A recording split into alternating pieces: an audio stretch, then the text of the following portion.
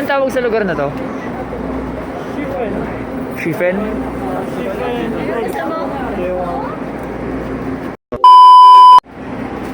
So, andito pala tayo ngayon sa Shifen. Anong oras na pala? Yun, saktong 12:30 nandito tayo sa Shifen. So, malapit din siya sa bundok. Gagawin na pinuntahan namin nung nakaraang araw sa flower garden. Kaya pakita ng bundok nila dito. Ganda. Tapos may tuloy pa dito.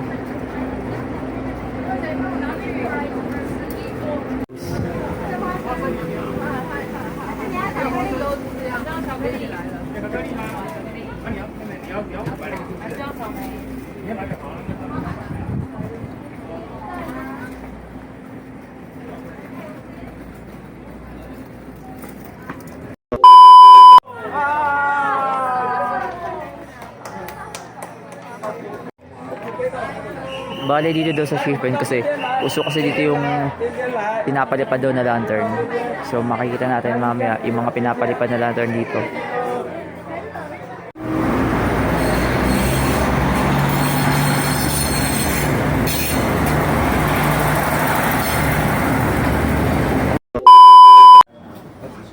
Dami rin din palang turista dito sa Shifen, tapos marami ka rin mga pasalubong dito mabibili dito, mga keychain, ref magnet, laruan. Meron pa nga dito bag eh. Tapos marami ka rin pagkain na makikita dito, as in sobra dito.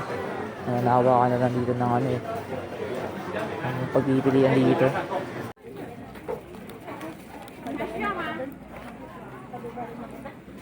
Tapos na namin kumain. So, kumain kami ng chopon kanina, tsaka ano eh, beef noodles. So, yun. Solid. So, yan yun sila. Nagsasulot sila ng ano, sa lantern. Para mamaya palili pa rin yun eh.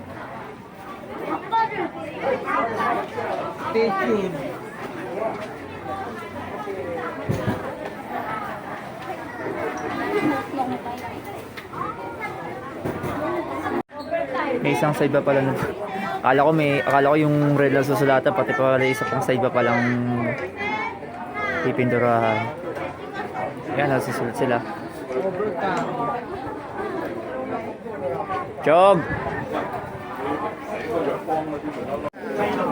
So pagkatapos namin isulat lahat ng gusto naming isulat, ang mangyayari, papalipa rin natin yung lantern na sinulat.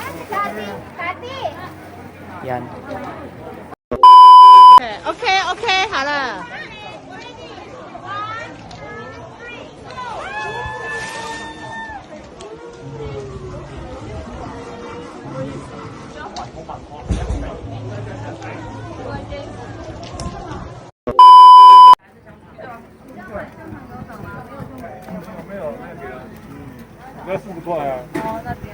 Sobrang saya namin dito sa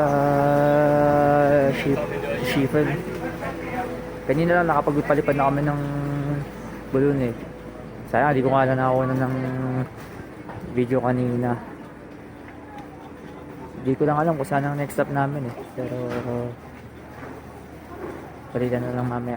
2 hours later. Okay, kagaling lang namin sa Chiffon. Ngayon, dito kami sa Chiang Kai-shek ngayon. At ganda ng templo nila dito, pakita ko. Ganda na ng templo nila dito. Malawak yung templo, pero wala kasi yung idea kung gaano kalawak to. Tapos meron pa isa pa doon. Parang di yata templo to eh. Ano, cultural center ba to o ano? Sweet ng dalawa. May mga performers pa sila dito. Siguro may palabas dito na magaganap mamaya, or siguro baka mamaya siguro may palabas sila dito. Hindi ko na sure eh. Ayun o, para sila nagre-rehearsal. Pero pa sila isa pang malaking templo dito.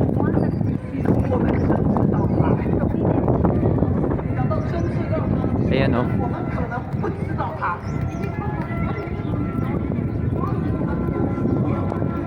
Kasi ang daming turista. napakadaming turista. Eh, akitan kaming templo dito eh. Sobrang taas. Ito lang.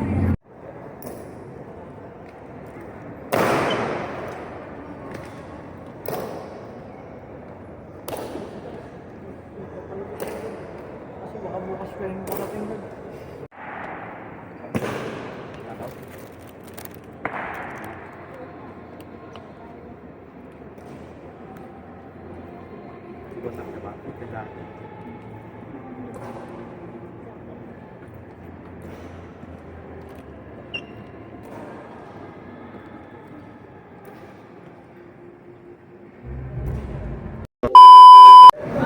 Kakagala lang na namin galing siyang kay Shell. Tapos, ito naman, try naman namin mag gondola ngayon.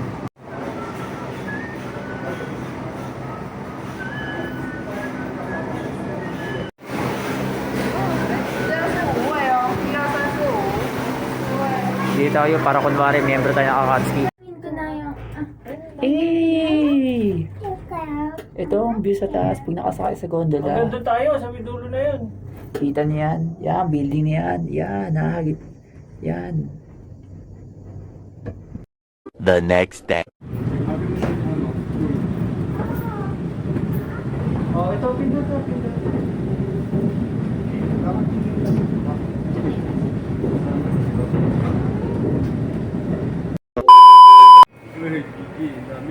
Last lamon bago kami umalis. Hindi, joke lang.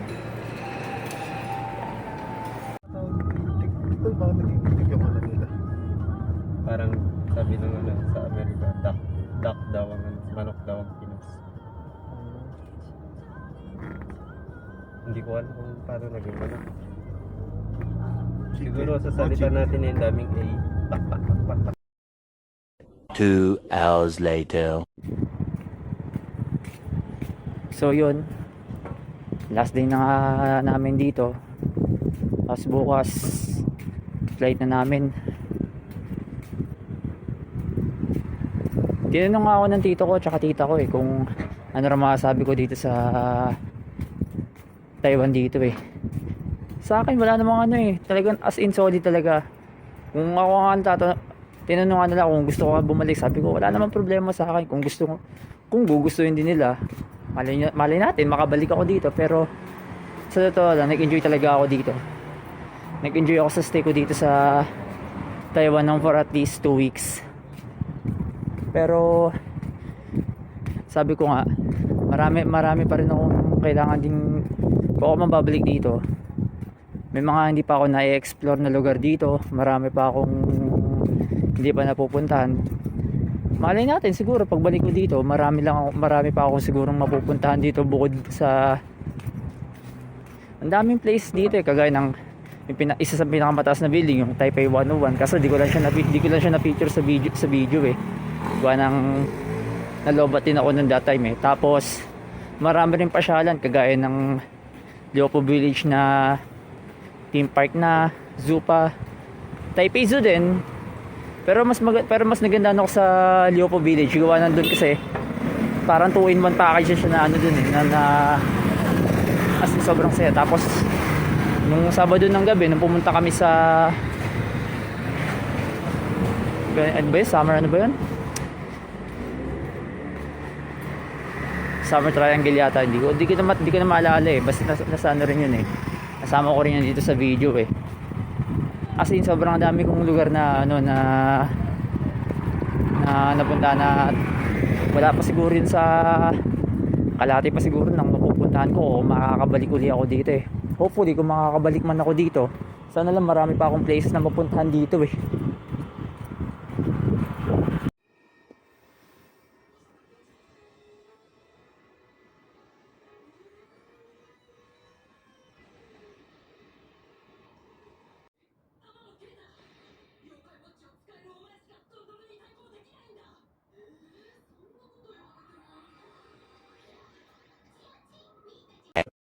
Later.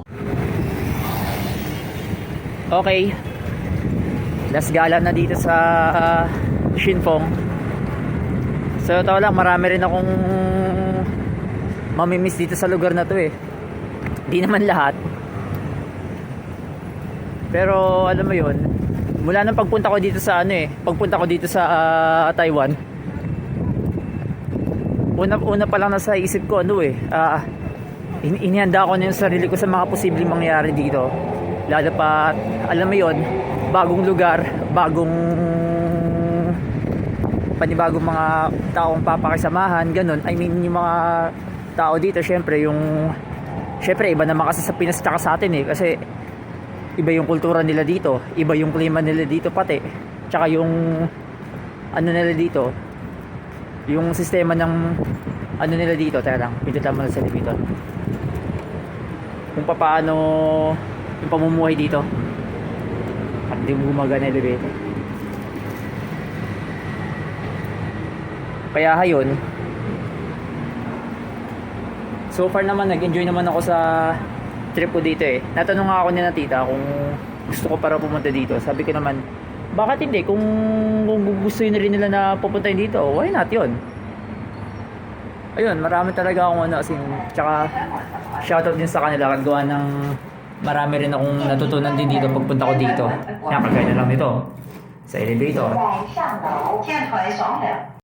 The next day. Last day. So, alis na kami dito. Pero, ganyan pa man, ang dami kong alaala dito sa Taiwan eh. Sobrang kasing hindi ko makakalimutan tong lugar nito. Sa airport na kami, last day. So, excited na akong umuwi.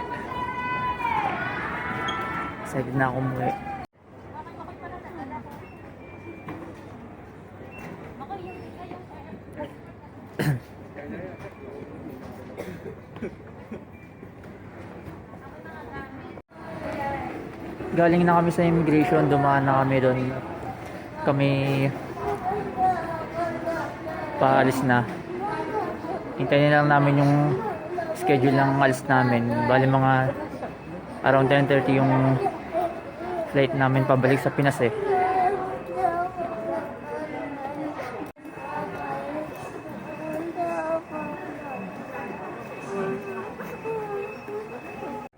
各位旅客早安，请您留在原地听取以下注意事项。欢迎搭乘亚洲航空 C2125 号班飞往马尼拉。